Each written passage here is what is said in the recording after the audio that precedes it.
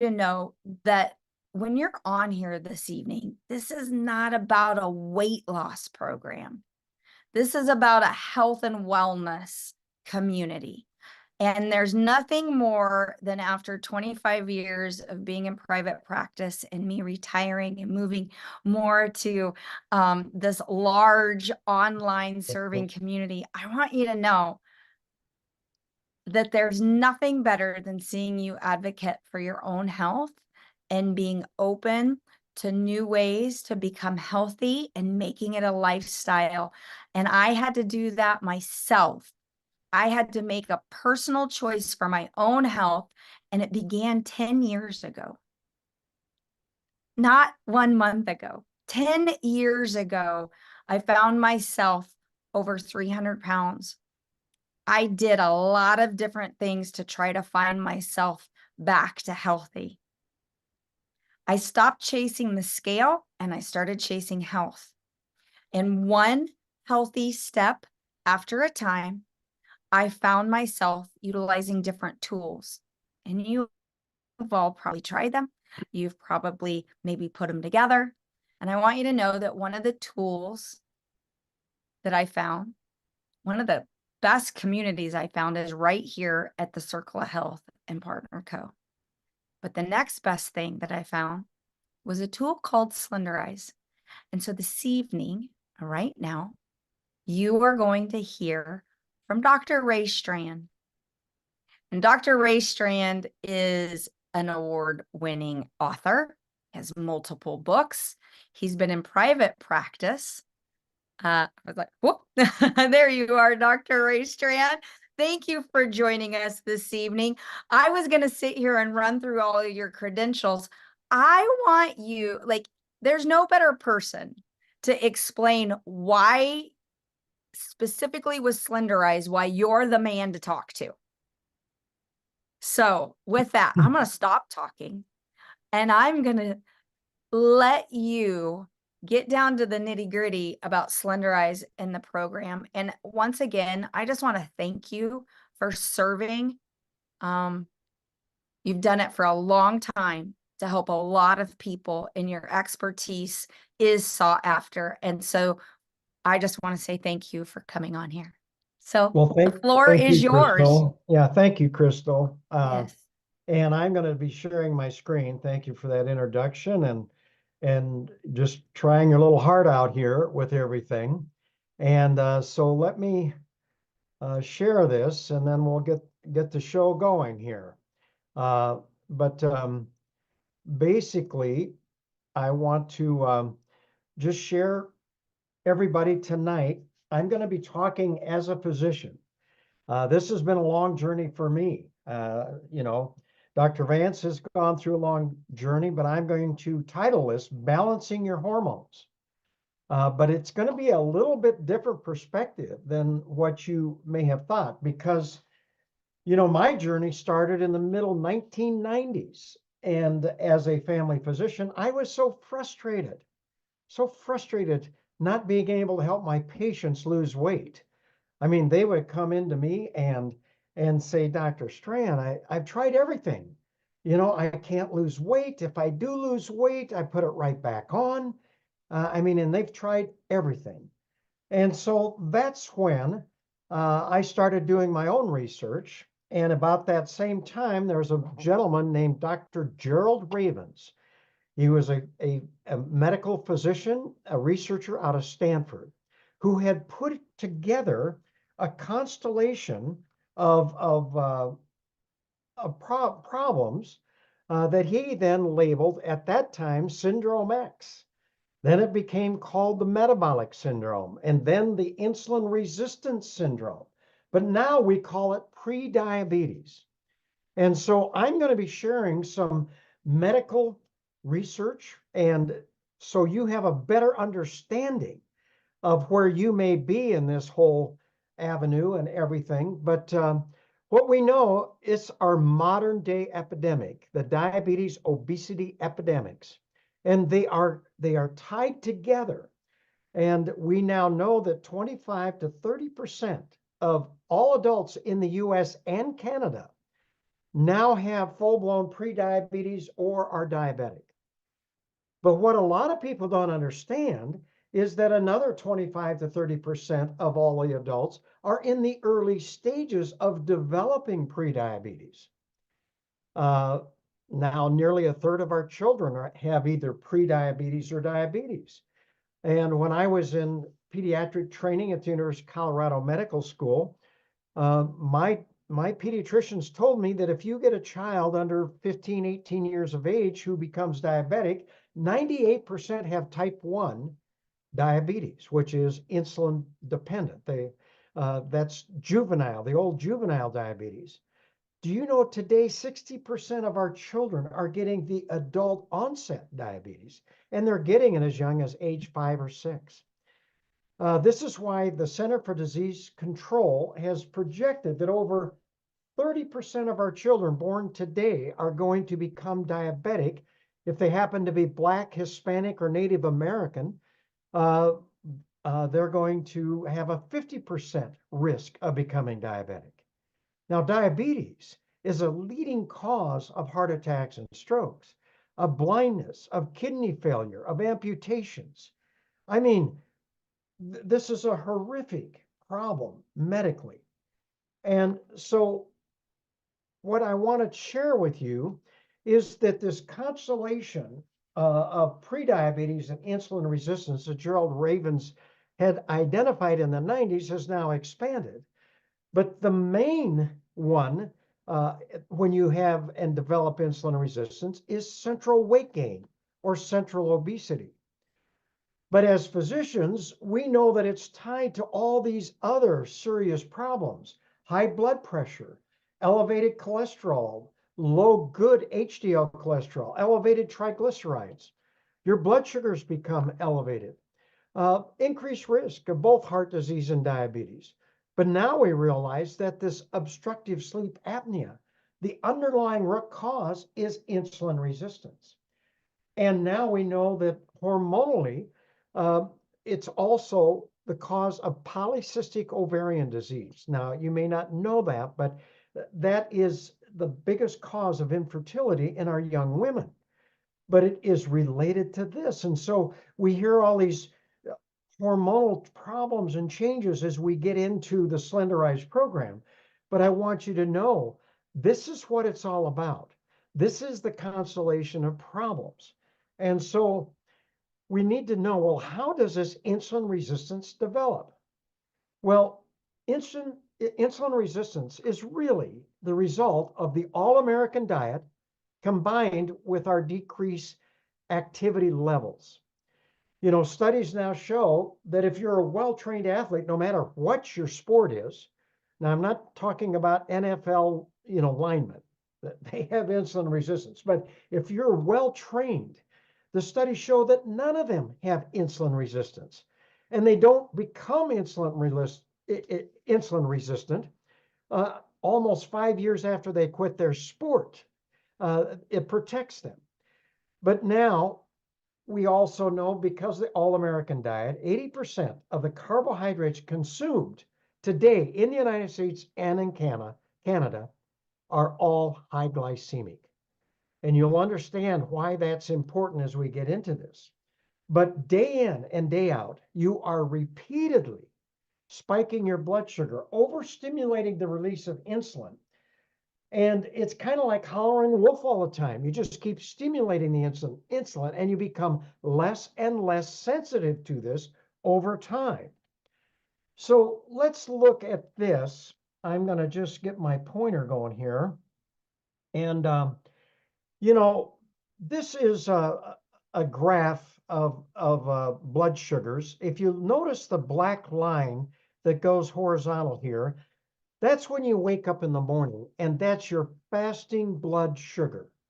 So you've slept all night, you haven't eaten, you wake up, you have a fasting blood sugar. But then people will usually eat a high glycemic breakfast. It could be a bagel, instant oatmeal, cereal. There's all kinds, but they're all high glycemic. Well, what happens is your blood sugar rises very rapidly. But people don't realize that that just even this rapidly rising blood sugar causes inflammation of your arteries, especially the small arteries called capillaries. In fact, studies show that through ultrasound, they can show your arteries literally go into spasm for 4 to 6 hours after that meal.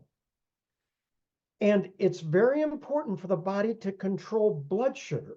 It has to control it because our brain thinks on blood sugar. That's it. And there are no insulin receptors in the brain. So the body must control the blood sugar so that we can think. In fact, in medical school, I was trained through Colorado Medical School. For the first 2 years, you're really in a classroom. You don't see any patients.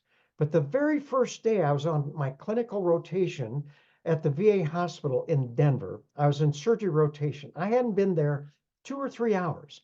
And the nurses come running down to me and they started saying, Ray, Dr. Strand, you have to get in. We gave a patient too much insulin during surgery. Now they're in an insulin coma. The blood sugar had dropped so low, they were in a coma. I mean, I hadn't even seen a patient, and they got me running back, slap a 50 cc syringe of glucose that I had to give this patient IV. So I run back and I look at the patient. He's cold and clammy. I mean, he's totally out of it, just totally in a coma. So I'm just shaking and I'm just thrilled. I got the IV. I got it in the IV and I start giving him some blood sugar and I push in about a tenth of it. And I thought I'd look up and check my patient. And my patient's looking at me eyeball to eyeball and says, "What are you doing?" I mean, I look back at the syringe. I had hardly given him any. See, we think on blood sugar. So when this blood sugar is rising rapidly, it stimulates the release of insulin, which is our storage hormone. Now, its main job is to transport that glucose in the bloodstream into the cell to be utilized as energy or stored as glycogen or fat. But what people don't realize is that blood sugar, we overstimulate that insulin, so the blood sugar comes down almost as fast as it went up. But here's the key. Do you see where it drops below the fasting blood sugar? And it gets into the low blood sugar range, or what we call hypoglycemia. And if the body would allow this to keep going down, down, down, you not only get a shaky weakness, you not only get confused and can't think. If it keeps going, you'll go into a coma like my patient was. So this low blood sugar stimulates the release of your stress hormones, adrenaline, cortisol, and also a hormone called glucagon to drive this blood sugar back up to normal. Now, even though that blood sugar comes back to normal, you have very high stress hormones now in your bloodstream. This causes an uncontrollable hunger. We call it hyperphagia. And you usually crave another high glycemic meal. So you eat another high glycemic meal. And this goes on over and over, day in and day out. So what I want to focus on is that you understand that the greatest drug you and I are putting in our bodies are the foods we choose to eat. The hypoglycemia that is caused by eating this high glycemic meal, just to review, sets off the release of our stress hormones. Now that's adrenaline, cortisol, growth hormone, along with glucagon. And I'll explain what that is here in just a minute. But even though our blood sugars return to normal, we now have these very high levels of stress hormones floating around in our bloodstream. In the medical literature, we call that hyperphagia, but it's uncontrollable hunger. It's the natural physiologic response to spiking your blood sugar. So you have to eat again. You have no choice. And you usually crave another high glycemic meal that starts this entire process all over again. I call this a carbohydrate addiction. Now, what we've been calling cravings and emotional eating most of the time is just this process. And it's something that you just can't control. It's just kind of like, gee, I've got to go to the bathroom. But you can hold it and maybe not do it at that time. But I'll tell you, sooner or later, you better go to the bathroom. And that's the same thing that happens here. You may say, well, I'm not going to eat. I'm going to use my willpower. But sooner or later, you give in. You have to eat. So let's talk, since we're talking about balancing our hormones, let's talk about the key hormones we're talking about. Now, insulin is the first one, and this is the major one you have to be concerned with. See, insulin is our storage hormone. Insulin's job is to control blood sugar levels by transporting sugar from the bloodstream into the cell to be utilized, as I said, as energy or stored as glycogen or fat. Insulin, though, also converts excessive glucose or sugar into fat and stores it in the fat cells of the abdomen, central weight gain. It also blocks the release of that fat. So when individuals become less and less sensitive to their own insulin, and this is key, the body compensates for this by significantly increasing the production of insulin. So blood insulin levels start shooting and rising up. So that is a key for you. Now, I mentioned another hormone called glucagon. Now, we don't hear much about this, but glucagon is the counter-regulatory hormone that works with insulin to control our blood sugar glucose levels. So as I mentioned, if the blood sugars go down too low or get in that hypoglycemic range, our body stimulates release of glucagon, which is our fat-releasing hormone. It releases and converts fat to sugar, so it will raise our blood sugar. But what we are finding out when we become more resistant to insulin, we're also becoming more resistant to glucagon. And so here's another hormone that's out of balance and not functioning as it normally would. And this is a very critical issue. Now, this increasing rise of blood insulin is called hyperinsulinemia or high insulin blood levels. So I've thrown a little technical things at you here, but as blood insulin levels begin to rise after you probably have had abnormal, I'll show you in the next slide, abnormal, uh, you know, insulin levels are staying, but let's say you're just not eating right, poor activity, becoming less sensitive to your own insulin. But as blood insulin levels rise after years of abuse of insulin, you literally tip over into this abnormal metabolic state. Your blood pressure begins to rise. The triglycerides, the other fat in the blood, starts to shoot up. That good HDL cholesterol starts to drop down. The bad VLDL cholesterol increases. Now, we call this technically dyslipidemia. Your cholesterol might be normal, but it starts to go up. But then your blood sugars begin to rise, and then you begin to gain this unusual amount of weight around your middle. Hormones become out of balance and dysfunctional.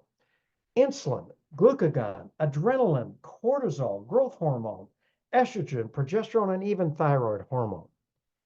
So that's where we are. But I want to explain. People always want me to explain, well, why am I gaining all this weight around my middle? Well, we have a mantra in the weight loss industry that's been going on for 75 years. A calorie, you have to have less calories in than the calories you put out, and then you can lose weight. But when you tip over into this abnormal metabolic state, a calorie is no longer a calorie. And I'll tell you why. The muscle becomes insulin resistant first. In other words, it can't take up all the calories it used to because it's resistant to the insulin. It can't get it in. So many of the calories that used to be utilized as energy are now being diverted to the fat cells of the abdomen. And remember, insulin's job is to convert that that sugar into fat and then block the release of that fat. So you start gaining this unusual amount of weight around your middle. You begin to hold on to fat like a sponge holds on to water. And the main thing is you're resistant to weight loss. Now, what you have to understand, and I want to share this, is you don't just wake up one morning and suddenly have diabetes. This is something that takes almost decades to develop. Insulin resistance, becoming less sensitive to your own insulin, is the result of a poor diet and inactivity, as I shared. But it takes 10 to 15 years of these poor lifestyles before you would even develop insulin resistance or prediabetes. And so when I started to look at this, I really had the opportunity in the 90s, since I have been doing annual physicals on the police department, the sheriff's department, and the fire department for around 25 years. So I'd seen them every year. I measured them. I did lab work. I did physical exams, and I had those records. So when I started to see someone who had been developing prediabetes or diabetes, I could literally go back and look at their lab work and their measurements for 10, 15, 20 years before. And I was able to determine what I could see in the early signs or the early stages of insulin resistance. And you'll find out that's very important, because the sooner we start trying to correct this, the better success we have. So I determined, I've written this in my books, there are 4 distinct stages or levels of insulin resistance. And this is what I determined. Stage 1 of insulin resistance, what are the signs? Well, you get fatigued. You have carbohydrate cravings or this uncontrollable hunger. There seems to be a main pattern of nighttime eating. You get really hungry at night. Then there's this expanding waist size. And then you try to lose weight and you can't lose it. And it's so frustrating. Or if you lose some weight, you gain it right back. Your blood pressure begins to go up. I start to see my patient's blood pressure get over 120, over 80. It starts to get up above that. We like to see the blood sugars at least in their 80s, but when you start to do this, you see it in the high 80s creeping into the 90s. That's signs of stage 1 of insulin resistance. Now, stage 2, we start to see the HDL cholesterol dropping down. And sometimes this is the only thing we see, it's isolated. But if you look at a lipid profile, if you have one, and you're not on a statin drugs obviously would throw this off. And I'm going to share what this all means. But women, we don't like to see their HDL cholesterol get below 50 milligrams per deciliter, we call it. And men, we don't like to see it go below 40. Now, there's also your triglycerides, that other fat in the blood starts to go up. I do a ratio, and I'll explain this here, of dividing triglycerides by that HDL cholesterol. And when it gets above 2, I know they're in at least stage 2 of insulin resistance. And I see the fasting blood sugars getting greater than 100. Blood pressure is even going higher. It just keeps creeping up, 130 over 85. And then I see further expanding of the waist size. Women, waist size gets to 32 to 34 inches. Men, their waist size gets from 36 to 39. Now in men, I measure their waist 1 inch below their belly button and over what we call the iliac crest. That's where I measure men. Women, I have found in my medical practice, and the literature supports this, you want to measure your waist at the smallest area you can find. That's where you measure your waist. Women are just built a little differently, and that helps me. But when you start to see this, you're in stage 2 of insulin resistance. Now, the medical literature primarily focuses when you have full-blown insulin resistance. And so what we find is that a patient that has 3 or more of the following criteria will be diagnosed by their physician with prediabetes. Now, there's some people say you only need 2 of these. So you'd only need 2 or 3 of these 5. A high blood pressure that's greater than 140 over 90. Central obesity, waist size in women, as I shared, over 35.5 inches, and men over 40 inches. Or maybe an elevated triglyceride greater than 150, or a low HDL cholesterol, again, in women, less than 50, men less than 40, or a fasting blood sugar that keeps creeping up over 120. Now, if you have 2 or 3 of these, then you would be in stage 3 of insulin resistance, or you'd have full-blown insulin resistance. And stage 4, insulin resistance, is really the progression to diabetes mellitus itself. So when a patient develops stage 4 of insulin, they have become diabetic. They fulfilled all the criteria of stage 3. Now their fasting blood sugars are greater than 125. And if they do a hemoglobin A1C, um, which is the measurement of the amount of sugar in a red blood cell. And it's a much better tool to find because a fasting blood sugar is just a spot check. Where you do a hemoglobin A1C, a red blood cell hangs around for 4 months before it's destroyed. So you have a better idea what the patients have been doing. Now, a normal hemoglobin A1C, if anybody's had this check, is less than 5.7%. If you're pre-diabetic, that hemoglobin A1C is going to be somewhere between 5.7% and 6.4%. So those are the 4 stages. But I want to just talk to you about the meaning of this triglyceride to HDL ratio. See, most studies actually measure blood insulin levels, but in the real world, blood insulin levels are hard to measure. They're expensive to get on your patients, and they're not consistent. So I learned early on that if you just take a regular lipid profile, you'll have a triglyceride and an HDL cholesterol. You take the HDL and divide it into your triglyceride. This is an indirect test of blood insulin levels. The higher that ratio, the higher the levels of insulin. Most individuals have gotten a lipid profile, and if you're not on a statin drug, it's a good thing to look. And if you are taking a statin drug, try to go back and get a lab work that you had before you started taking it. But when triglycerides are high and HDL cholesterol low, we call this dyslipidemia, which is part of the metabolic syndrome of prediabetes. But it's the major sign of the stages of insulin resistance. That's why I'm spending a little extra time. So when I get a ratio of of greater than 2, I know they have slipped into stage 2 of insulin resistance. To get into stage 3, they almost all are greater than 4. And if they get into stage 3 or diabetic, it's always above 6. I could see my patients, I'm telling you about the policemen and the firemen, they'd come in.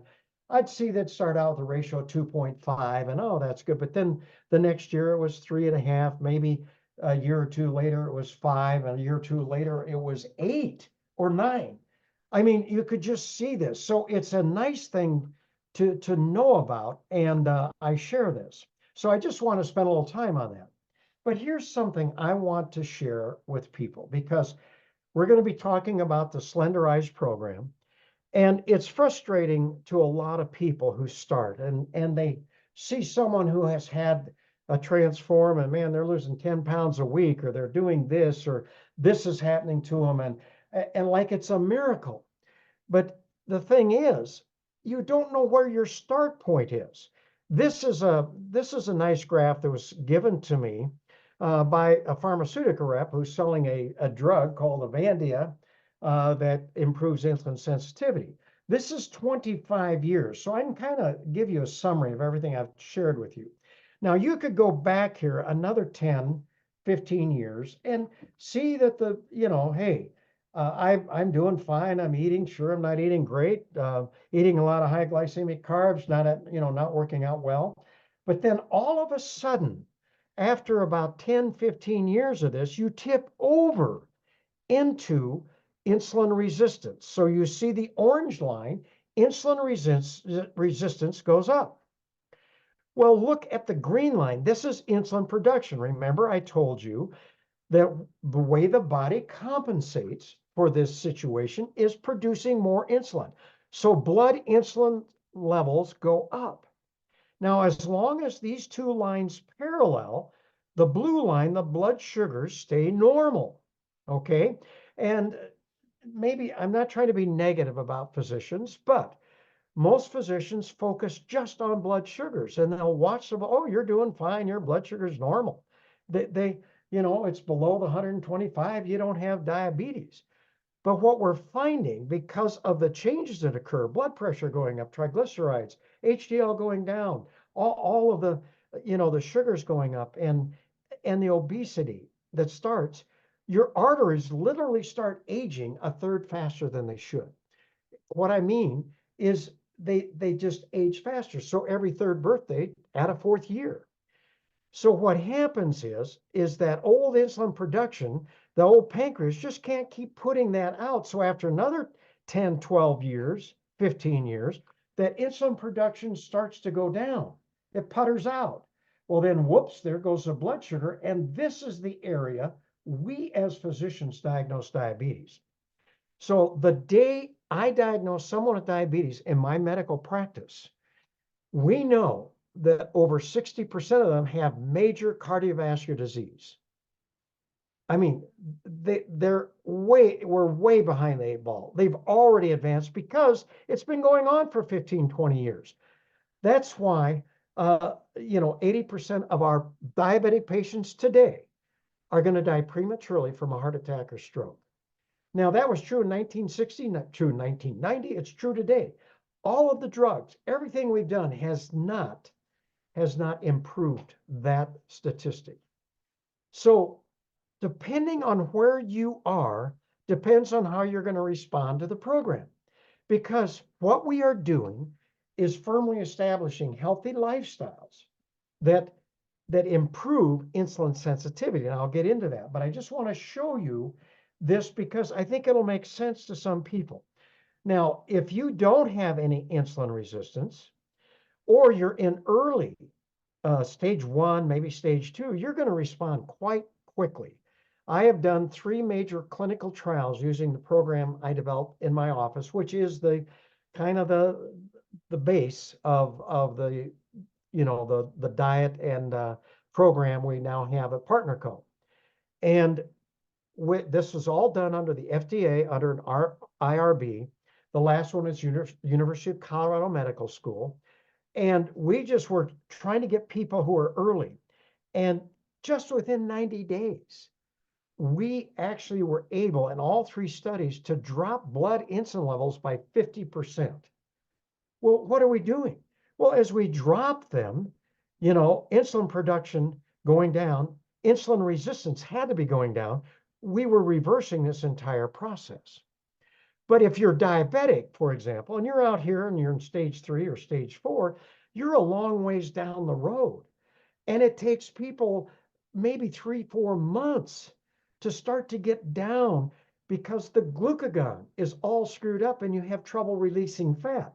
And so everybody gets discouraged. But give yourself some grace.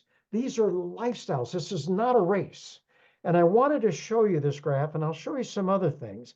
But this is key and why people respond differently. And don't get so negative on yourself. Just realize these are healthy lifestyles. We're talking about prevention and wellness. So how do you improve insulin sensitivity? So since we know the problem, what's the solution? Well, back in the mid 1990s, I said to myself, well, gee, since it's poor lifestyles that got us into this problem in the beginning, maybe, just maybe, healthy lifestyles that actually improve your insulin sensitivity could be the answer. So I spent over 3 years studying the medical literature, looking at just this question. And what I found is there's a triad of healthy lifestyles that have shown to improve sensitivity, insulin sensitivity. So this is what I have based my program. What we find is if you eat a healthy diet, you have modest exercise, take nutritional supplements, they all improve insulin sensitivity. But this also allows you to balance your hormones so that they can do their job effectively again and allow you to begin releasing this fat. And it's just a matter where you are, how quickly you'll respond to the program. So here it is, part of this program. These are healthy lifestyles. It is not a diet. You see, I don't care what diet you go on. They fail 98% of the time. That's what the medical literature shows. I don't care if it's Jenny Craig, Weight Watchers, Atkins. I mean, it doesn't matter. Weight loss is not the problem. Keeping it off is. So what happens is if they lose weight, My patients will come and say, "Oh, Dr. Strand, I went on such and such a diet and I'm down 20 pounds, how did I?" Well, I tell them, well, the connotation is if you're going to go on a diet somewhere in the future, you're going to be coming off that diet.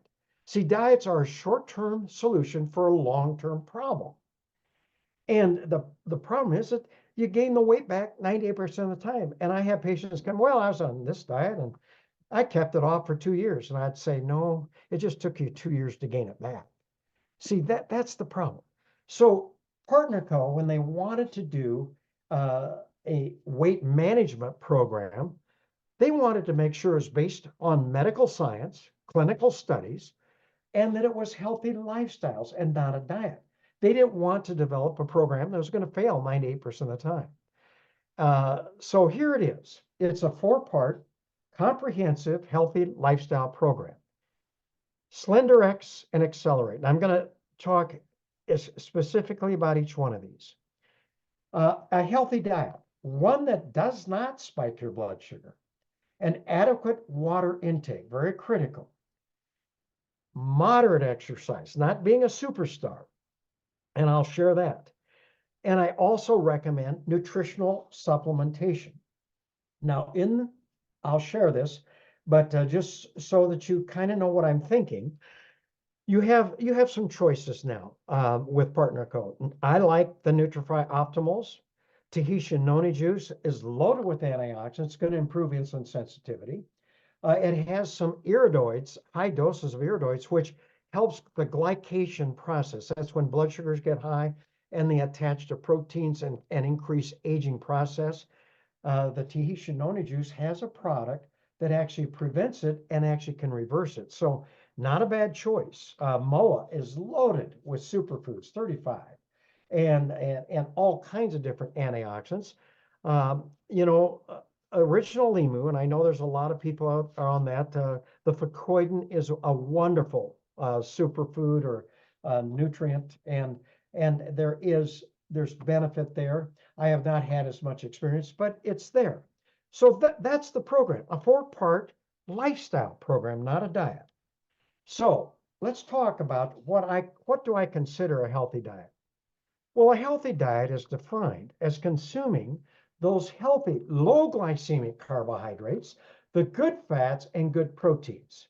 The body needs all of them, but they have to be the healthy ones.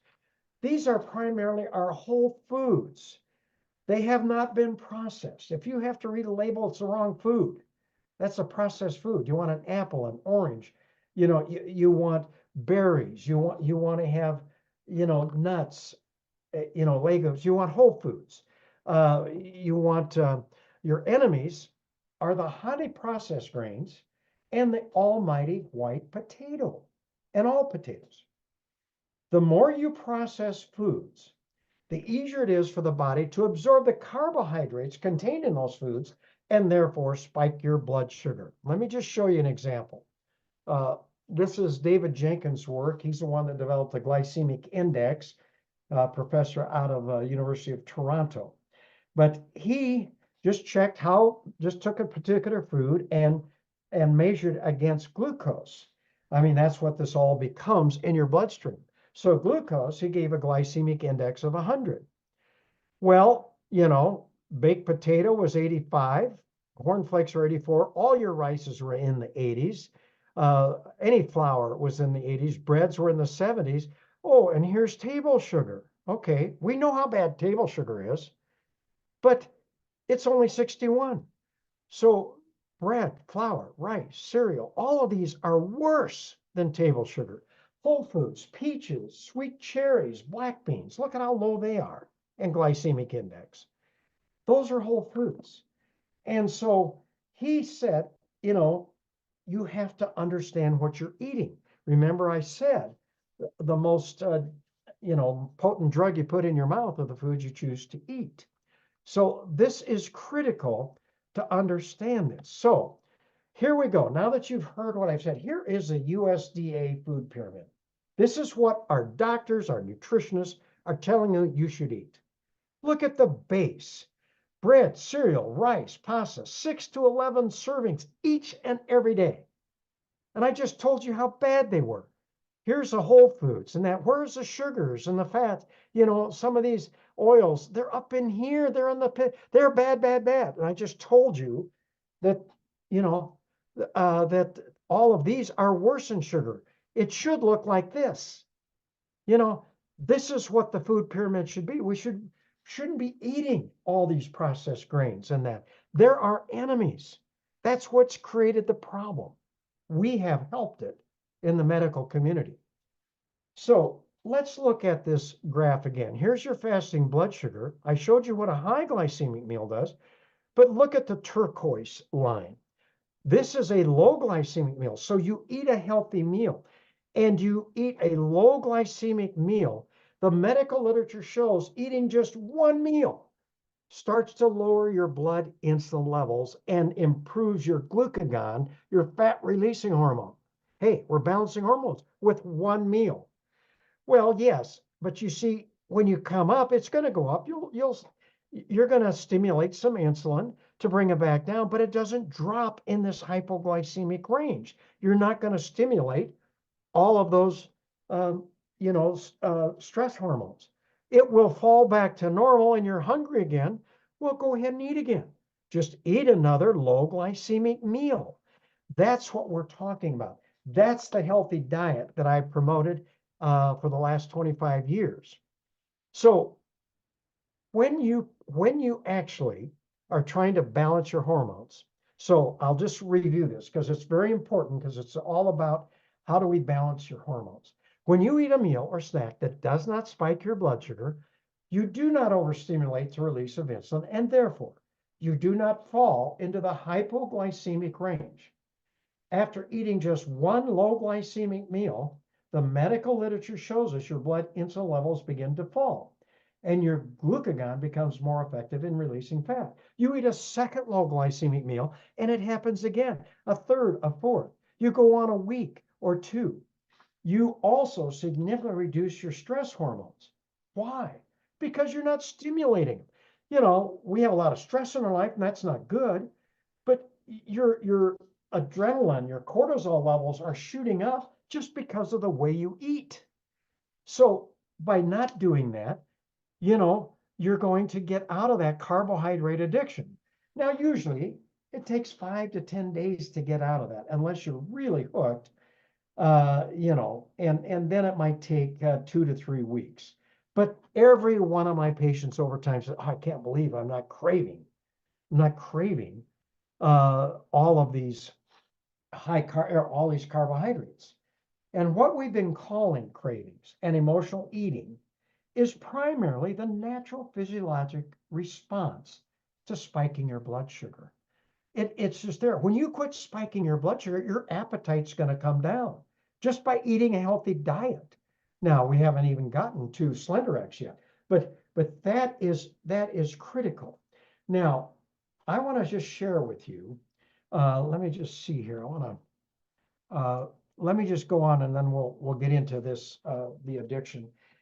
Now, I use Pure Nourish in my medical practice, and I've used a meal replacement. I actually, when I joined RX 13 years ago, this was one of the first things I was involved with, was developing a meal replacement that was soy-free, dairy-free, gluten-free, had probiotics, had prebiotics, and was low glycemic.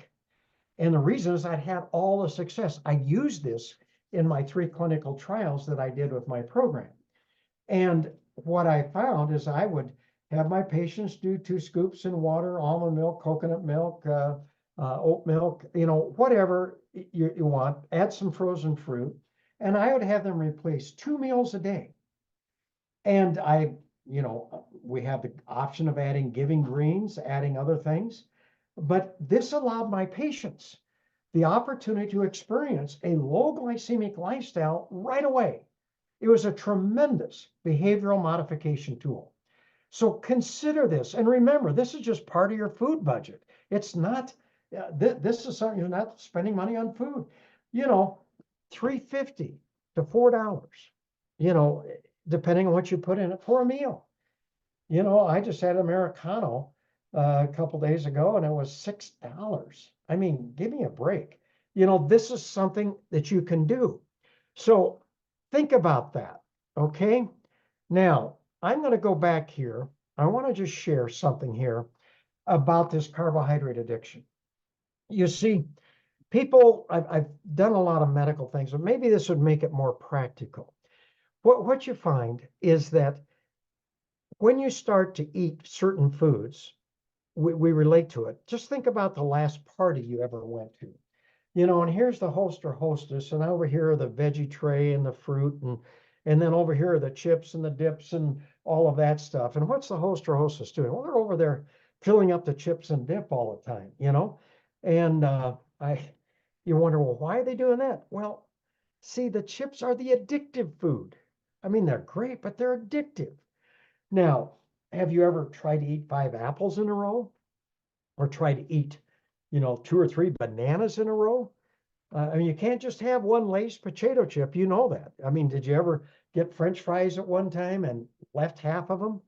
You crave it. It sets off this uncontrollable hunger. So some foods are addictive and some foods are satisfying.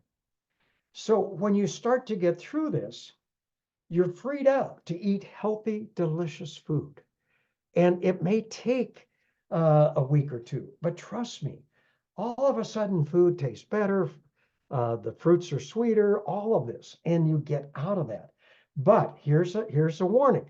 If you spike your blood sugar just one time after you've corrected this addiction, or got out of the carbohydrate addiction, you can set off those cravings again. The medical literature shows for 2 to 3 days after just doing it one time.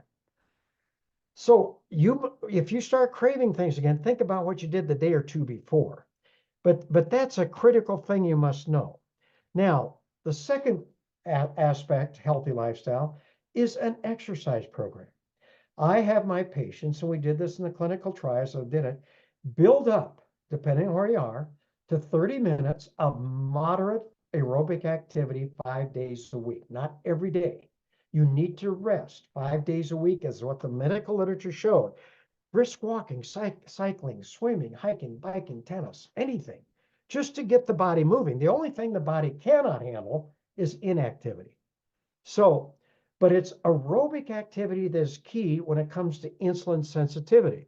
Now, I'm not against weight training or exercise weight, but you must add that to some aerobic activity because it improves insulin sensitivity from a different mechanism than eating a healthy diet. But they're improving this in different ways. Okay. Well, then you start studying the medical literature, which I've written several of my books, and they all study nutritional supplements one at a time. But I can show you many, many studies show the vitamin C by itself, vitamin E, grapeseed extract, magnesium, chromium, vitamin D, and a lot of other minerals and antioxidants all improve insulin sensitivity, but again, from another mechanism. So there's a synergy that's occurring here because trying to correct or improve insulin resistance, prediabetes, is not easy. It is not easy. And so we need to do this. And so then I recommend cellular nutrition, which, that's what the optimal M and optimal B, providing all the essential nutrients to the cells at their optimal or advanced levels. Those are the levels that have been shown to provide a health benefit in our medical literature. And in this case, it's insulin sensitivity is the health benefit we're focusing on. And then MOA, LIMU, and Tahitian noni could also fit here. But this is what I recommend. Okay. Now, every time I deal with my patients, and I start throwing this stuff out, and then we go to SlenderX. We always have to have cost in mind because there is a cost factor to most people, and so I I understand where people may only start SlenderX, but if they have the resources and they understand what they're doing, because we are trying to protect their most valuable asset, their health, it is critical. You're going to have better results by doing all 4 steps. But now let me focus on SlenderX and Accelerate. Uh, you see, I did this program all just with the triad of healthy lifestyles. And I had very good results, and basically amazing results. Well, then I was introduced to SlenderX. I was there when the homeopathic physician presented it to us, and we reviewed it, and we were excited about it, still are. But things have really changed the last couple of years. People out there are starting to figure this out, and we start to understand it. But SlenderX is a homeopathic supplement. It contains 10 different ingredients, and you can look at them, but several of these homeopathic ingredients improve insulin sensitivity from a different mechanism, and improve insulin and glucagon balance. Okay. We know that. I've seen it in my medical practice. Others suppress your appetite. Well, just eating a low glycemic meal improves your appetite, but this suppresses your appetite. I think anybody out there that's used this, they know this suppresses their appetite. But it also increases your metabolism. Your thyroid functions better. Your thyroid hormones function better. Other decreases stress and anxiety, and I'll kind of get into this in a minute. So just by taking the drops, your cortisol and stress hormones are going to come back into better balance. But others decrease your desire for sugar and these high glycemic carbs. It takes away that carbohydrate addiction and cravings. So you look at this. I mean, this is amazing. I'm not a homeopathic expert. I've studied this, but just for some people, well, what are homeopathics? Well, there are about 100, 120 homeopathic drug or ingredients that have been known for over 100 years, and homeopathic physicians put this together. But the very simple thing is that the ingredient is diluted over and over and over again. And why is that? The more they dilute it, not only the safer it gets, totally safe, but it becomes stronger. It's just, and it deals with, maybe someone will come on and explain it better, but they work. And the thing that I have found, where I was telling my patients, that it take diabetic patients, it's going to take 18 to 24 months of being on this program to get optimal improvement. I can cut that in half. I see the results twice as fast. If it took, 6 months to see it, I see it in 3 months. It is wonderful. Well, then you add Accelerate to this. It contains high doses of vitamin B12 for increased energy and metabolism, again, along with biotin. But it also contains two very potent Ayurvedic herbs, ashwagandha and rhodiola, which really help stress. So you're going to see that this improves our hormones and helps balance them and make them more effective. So here we have a tremendous additive. But the thing that I want to share with you is when you look and you look at this whole weight loss program and healthy for lifestyle program, it is really it is a preventive medicine. But what I have found is when I could get my patients to make one of the lifestyle changes, whether it was diet, exercise, or supplement, I saw some improvement in their health. If I could get them to do two of the three, I could see a little bit more. But if I could get them to do all three, diet, exercise, and nutritional supplementation, the results were simply phenomenal. And that's what led for me doing the clinical trials. But now that I have SlenderX and Accelerate, I add to that because it all happens faster. It makes it easier. And that is what we are. But I'm just going to tell you, you leave out one of these steps, you just are not going to have the same effect. And trust me, if you think, oh, I'm just going to take the drops, I'm not going to do the diet, I'm not going to do the exercise, I'm just going to take the drops, miracle. Yeah, you might lose some weight, but I'm telling you, you're wasting your time. Because as soon as you stop the drops or you haven't changed your lifestyles, you'll go back, you'll gain it right back. I've just seen it. The literature shows it. You want to do everything. And some people might even want to add additional supplements, again, based on affordability. But we know that when you start losing fat, a lot of your toxins are in the fat. Restorix is a great addition. A lot of people like the energy of Rejuvenex gives them. There is some evidence of a more weight loss with some of the ingredients there. Some people are worried about osteoporosis or other things. They may add Magna-Cal D. If they're diabetic, I recommend Venali because it strengthens your arteries.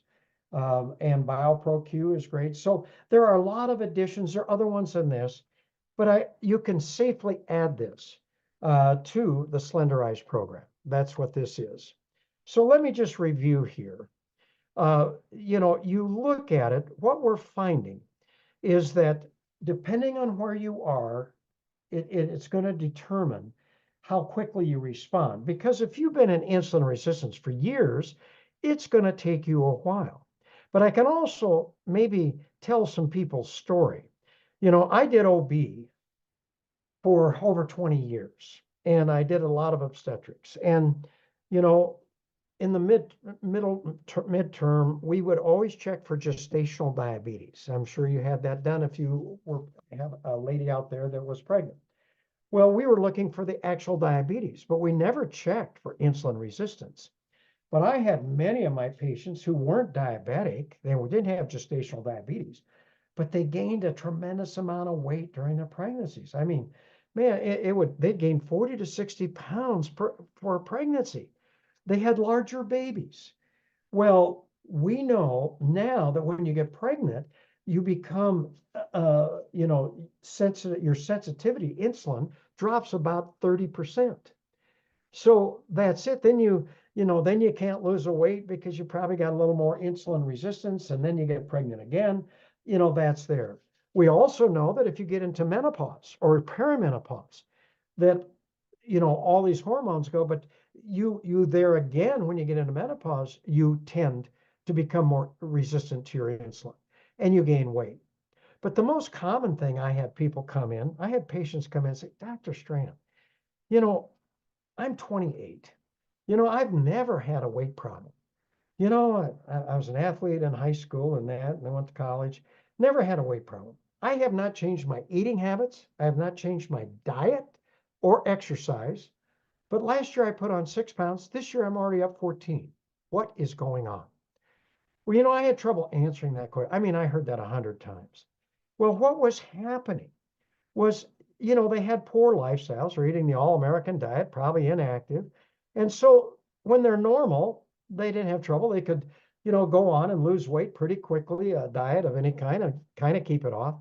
But then they tipped over into this metabolic syndrome or prediabetes, and they got resistance to weight loss and they started gaining weight and then they gained more weight. That's the story that's out there. This is where the help comes. So, we talk about, that we treat diabetes, but then several years ago, the American College of Endocrinology and the American Association of Clinical Endocrinologists came out and said, we need to be treating this prediabetes as aggressively as we do diabetes, because by the time they become diabetic, as I shared earlier, it's too late. So what did they recommend after looking at the medical literature, the management of prediabetes? It involves all the stuff that I addressed, just abnormalities of the metabolic disease and your hormones. The preferred treatment approach for all of these abnormalities is intensive lifestyle management or changes, given its safety and the strength of evidence for its effectiveness in improving blood sugars and reducing all these cardiovascular risks. So, but doctors won't do this. If they can't prescribe a drug and write a script, they go into a cold shake. They don't have time. That's why it's so critical. But I also want to share with you, making lifestyle changes is one of the hardest things I had to challenge in my medical practice. Behavioral modification. It is very stressful. It is not easy. Firmly establishing these new healthier lifestyles, it just takes patient motivation. So I'd always ask my patients, once I realized where they were, I'd just give them the choice. I said, you can either I can either treat this with drugs as you develop high blood pressure, you diabetes, or high cholesterol, or you can have a trial of these healthy lifestyles and see if you can avoid taking drugs altogether, or at least be less dependent. And what I found is about 80% of my patients said, I would do anything, doctor, to not take drugs. And so they were willing to do this. Now, 20% said, doctor, I'm not going to make lifestyle changes, just write the scripts. I can practice traditional medicine. But you have to understand, you're going to go through changes. It takes 1 to 3 weeks to get out of this carbohydrate addiction. It's no fun. When I would tell my patients, you gotta avoid all breads, flour, rice, cereal, pasta, sugar, they would go into a cold shake right in front of me because they were so addicted. They knew it. I can't give those up. Those are the foods I love. So it is a change. You may actually go through some withdrawal symptoms, because I feel carbohydrate addiction is just as much of an addiction as tobacco or nicotine or even alcohol or some drugs. It's hard, but we need support. Slender Eyes and Accelerate were actually designed and developed to help individuals make these lifestyle changes easier and more effective. That's the key. That's what's great. Now, when I first started to do this in my medical practice back in the 1990s, I literally brought in a nutritionist into my office every Tuesday and Wednesday or Thursday night evenings to teach my patients what I've just been talking to you about. And they were excited. They were there. And I would check them back 12 weeks later, do the blood work, recheck them. And I'll tell you, my results were very disappointing. I had 2 nurse practitioners at that time, and we kind of got together. We're almost ready to give up. And then they said, well, why don't we have them write down everything they eat, how they exercise, how they take the supplements, what they're drinking, and then bring that sheet into us. We'll see them each week. And that's what they did. And they started to see them. Then I would see them back in 12 weeks. And I'll tell you, the results were simply phenomenal. And so what I had witnessed, I was only having 10 to 15% success rate. Now it was over 80%. And what I found, what's the difference? Well, my patients could take these subconscious lifestyle habits and then made them conscious because they were writing them down. Therefore, I didn't have to rely on perfection. I just had, or willpower. I just had to rely on honesty, because no one's going to be perfect. You try your best and that, but you get better and you get better. Give yourself some grace. That's what's important. But now, in the era of social media, I'm just, my wife's getting kind of involved with this now after the Florida meeting, and her friends, and she's on it. And we go to this, the social media that's now available, and the Circle of Health. I mean, my goodness sakes, you guys have figured it out. What I'm witnessing now is the support of individuals they receive from all these social media sites. It's impressive. It's creating an accountability, it's creating support, and we're having success.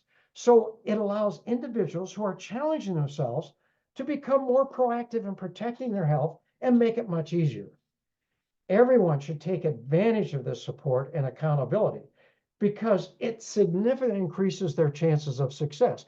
But do not be discouraged if someone's having more success than you are. I've never been a fan of checking everybody's weight every time they came in. Jenny Craig did that, Weight Watchers, and all my patients would come in to me and say, well, I did Weight Watchers for 2 years, and I had to walk forward every week, and they weighed me, and I lose 2 pounds. Everybody cheers and says, yay, yay, and you go back and you feel good. Well, sooner or later you walk up and you either don't lose any weight, or, horror of all horrors, you actually gain some weight. Well, then everybody, it's too emotional. Just enjoy the fact that your clothes are getting looser, that your belts are, you're going up a couple loops on your belt, you've gone down a dress size, whatever. Don't get so focused on weight. Focus on healthy lifestyles. Make that your goal, okay? But you've got the support now, and that's critical. So Partner Co.'s Slenderize program, again, is not a diet, but instead healthy lifestyles that have a side effect of fat loss. It releasing fat because you're balancing hormones. Now, weight loss is great, but keeping it off is priceless. I get excited in my practice when say, "Oh, Dr. Strand, I've been on your Healthy for Life program, and I've kept my weight off for 8 years." That's what's exciting. I did a study on my own when I got patients in who said, I was on such and such a diet and I gained the weight back and 98%. But you've got, there's 2% of people who come in and say, I was on this diet and I kept it off for 5 years. I ask them one question every time. It says, did you change your lifestyle? And they look at me and they say, absolutely. So that's my study that I did in my practice. That's the answer. And I don't care if it's Ozempic, if it's, Fen, or, we've seen Dexedrine, any of that stuff. They all gain the weight back, even bypass surgery. This is golden. You have gotten yourself into something that is the secret. Now, if you want to have more information, just go to Amazon and put in Dr. Ray